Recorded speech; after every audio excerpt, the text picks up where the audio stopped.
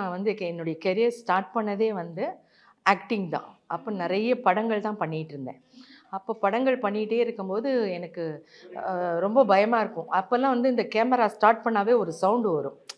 அந்த சவுண்டு வரும்போது எனக்கு அதுவரைக்கும் நல்ல ஒரு தைரியமா எல்லாமே இருப்பேன். அந்த சவுண்டு வந்த உடனே ஃபுல்லா வேர்த்து கொட்ட ஆரம்பிச்சுரும். டயலாக் மறந்துரும். ரொம்ப கஷ்டமா இருந்தது.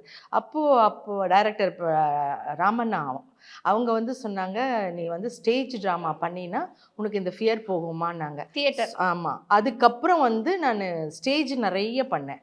ஸ்டேஜ் வந்து அமைச்சூர்லேருந்து சபா நாடகம்.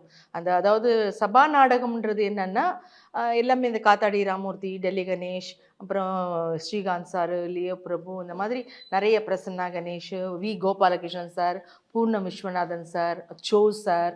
ஸோ இந்த மாரி எல்லாருடைய சபா ட்ராமாலயும் நான் நான் ஆக்ட் பண்ணியிருக்கேன், ஒர்க் பண்ணியிருக்கேன்.